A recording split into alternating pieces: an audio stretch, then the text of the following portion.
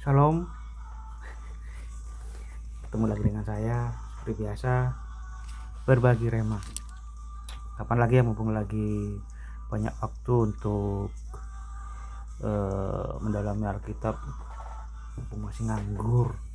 Nanti kalau udah kerja beda lagi. Langsung aja ya. Untuk tema rema kali ini apa ya? Sebenarnya sih judul itu nggak penting ya, yang penting kita kan bisa berbagi temanya apa, kan seperti itu. Ini saya kaitkan dua buah pasal, sebenarnya dua buah.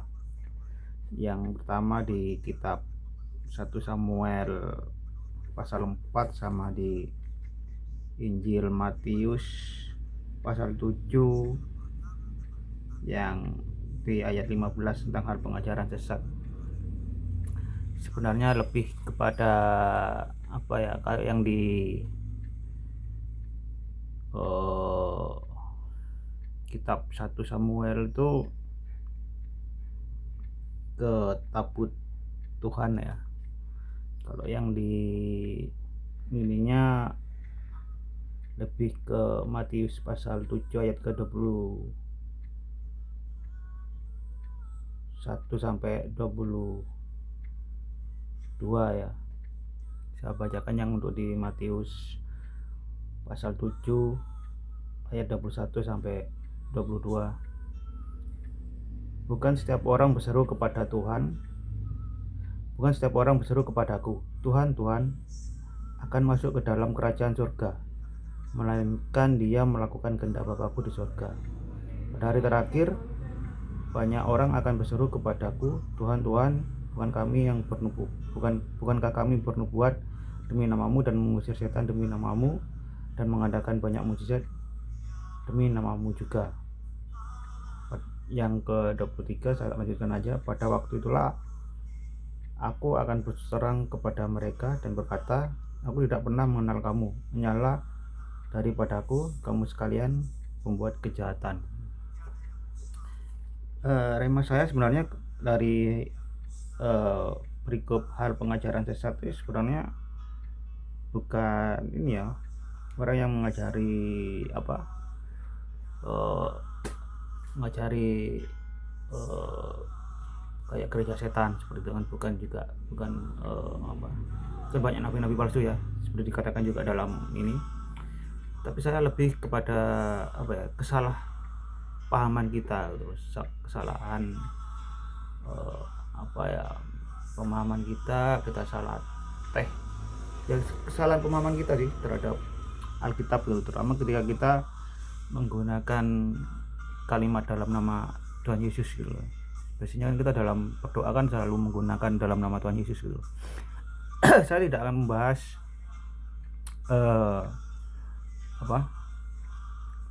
alasan kenapa kita harus menggunakan nama Tuhan Yesus ya.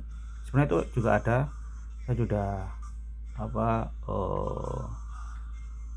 browsing di Google ya, ataupun di YouTube, nanti bisa dicari sendiri tujuan atau alasan menggunakan nama Tuhan Yesus. Tapi saya lebih ke arah kesalahpahaman kita ketika kita berdoa dan menggunakan dalam nama Tuhan Yesus itu hampir sama dengan yang terjadi di kitab 1 Samuel pasal 4 tentang tabut perjanjian, ketika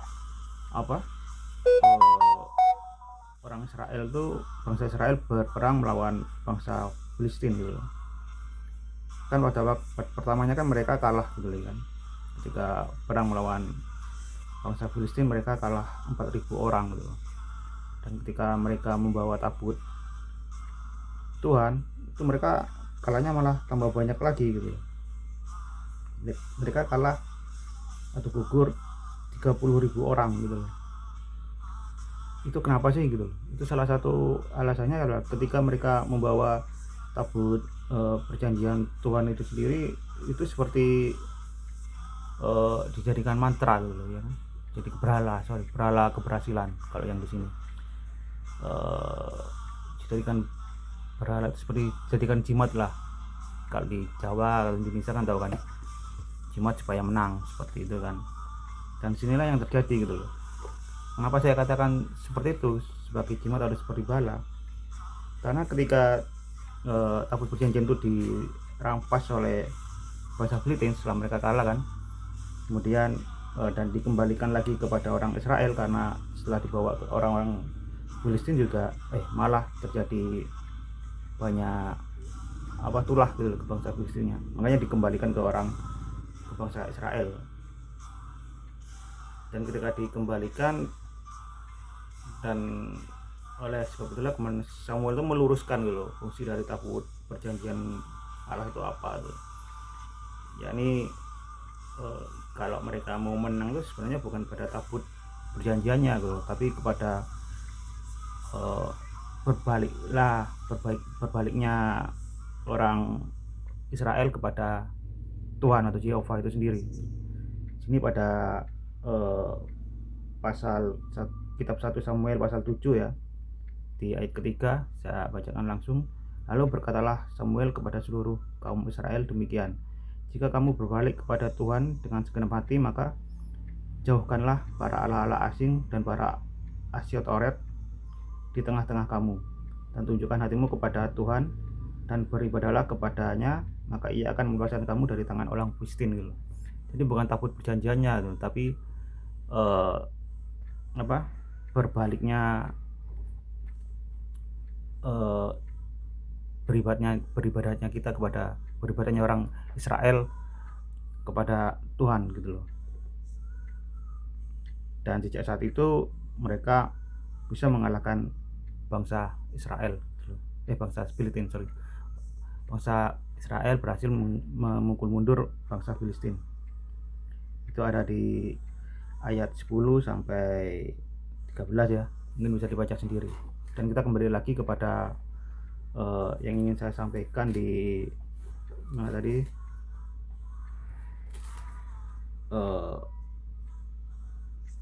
Injil Matius pasal 7 yang tentang hal pengajaran sesat tadi. Jadi yang dimaksudkan dengan pengajaran sesat di sini yang saya maksudkan seperti tadi, bahwasanya kesalahpahaman kita salah memahami, kita salah menginterpretasikan gitu loh. Ketika kita menggunakan dalam nama Tuhan Yesus itu sama seperti sebuah mantra gitu loh, iya kan? Padahal seharusnya kan nggak seperti itu. Kita harus paham terlebih dahulu kenapa kita menggunakan sebentar. Oke. Jadi dalam nama Tuhan Yesus itu bukan tentang alasan kenapa kita menggunakan kata dalam nama Tuhan Yesusnya, tapi tujuannya gitu. Tujuan kenapa kita menggunakan dalam nama Tuhan Yesus itu sendiri gitu loh.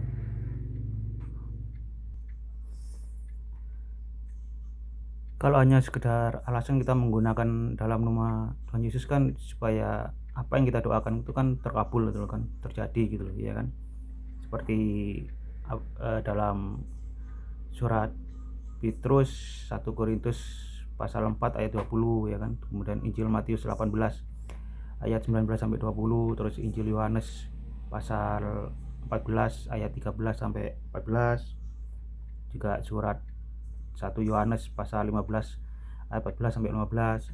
Salah satunya di Injil Yohanes ya yang saya bacakan, Injil Yohanes pasal 14 ayat 13 sampai 14 yang bunyinya, dan juga yang kamu minta dalam namaku, garis bawahi dalam namaku, aku akan melakukannya supaya Bapa dipermuliakan di dalam Anak. Jika kamu meminta sesuatu kepadaku dalam namaku, garis bawahi lagi dalam namaku, aku akan melakukannya. Kalau kita mempertanyakan kenapa harus menggunakan nama Tuhan Yesus, ya alasannya itu ya, jawabannya adalah agar apa yang kita doakan itu terpenuhi, terkabul, dan Tuhan Yesus akan melakukannya, kan seperti itu. Tapi kalau dilihat dari tujuannya, saya kira itulah hal yang jauh lebih penting daripada alasan mengapa menggunakan dalam nama Tuhan Yesus.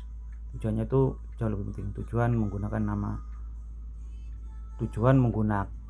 kalimat dalam nama Tuhan Yesus jauh lebih penting daripada alasan kenapa kita harus menggunakan kata dalam nama Tuhan Yesus dalam berdoa. Ya, jadi bukan kepada alasannya tapi lebih kepada tujuannya. Tadi saya sudah mencatat beberapa ya, cuman kok hilang. Jadi itu aja. Jadi lebih kepada tujuannya daripada alasannya. Nanti saya tambahkan lagi. Ya ini untuk video yang coba-coba dulu lah.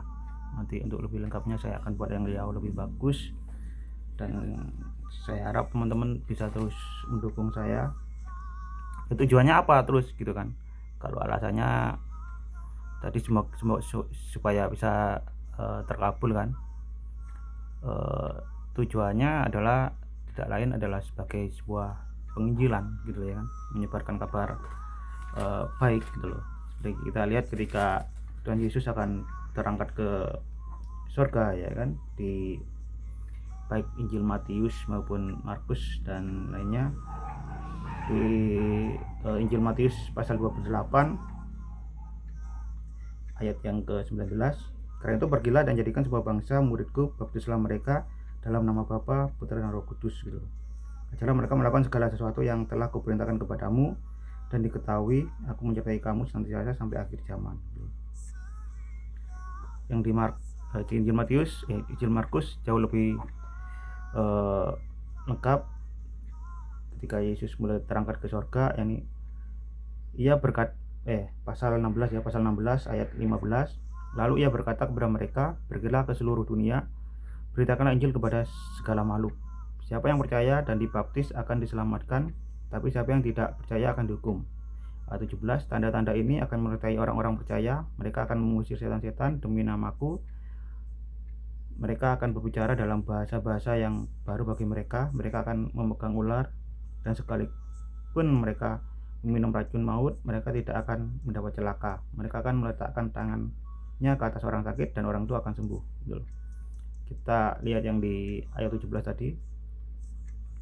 Tanda-tanda ini akan menyertai orang-orang yang percaya. Mereka akan mengusir setan demi namaku, gitu loh. Ya kan? Jadi kalau kita tahu tujuan dari kenapa kita harus menggunakan dalam nama Tuhan Yesus Kristus gitu loh. Ya itu yang benar gitu loh ya. Itu yang enggak sesat gitu loh. Yang sesat adalah ketika kita tidak mengetahui tujuannya seperti apa gitu loh, hanya sebagai keinginan kedagingan kita supaya terpenuhi gitu loh kan, supaya terkabulkan, seperti itu. Tujuannya enggak ada gitu loh. Tujuannya mungkin hanya sebagai pribadi, bisa seperti itu, bukan kepada tujuan dari penginjilan itu sendiri. Tujuan dari kenapa harus menggunakan dalam nama Tuhan Yesus Kristus tadi, itu fungsinya adalah penginjilan gitu. Seperti itu ya. Bisa jadi kita pribadi ketika kita berdoa dan menggunakan dalam nama Tuhan Yesus, kemudian jadi mukjizat gitu loh. Artinya kita harus berbagi kan, kita harus berbagi, sharing, berbagi mukjizat, berbagi pengalaman ya. Pengalaman kita telah mendapatkan mukjizat itu kepada orang lain gitu loh. Itu salah satu bagian dari penginjilan. Tapi kalau hanya untuk mantra seperti itu kan, makanya itu Tuhan Yesus nggak kenal gitu loh kan. Anak Tuhan Yesus kan hanya mengenal murid-muridnya gitu loh. Dan murid-muridnya itu siapa? Murid-muridnya itu yang memberitakan Injil. Intinya di situ aja. Jadi kenapa banyak orang berseru ketika mereka telah melakukan banyak mukjizat ya kan dalam nama Tuhan Yesus, tapi kok Tuhan Yesus nggak kenal gitu loh. Intinya di situ, karena kita menggunakan dalam nama Yesus itu sebagai mantra gitu loh, bukan sebagai penginjilan. Intinya di situ. Jadi kita menggunakan dalam nama Tuhan Yesus itu adalah sebagai penginjilan, bukan sebagai mantra. Shalom, terima kasih, Tuhan Yesus memberkati.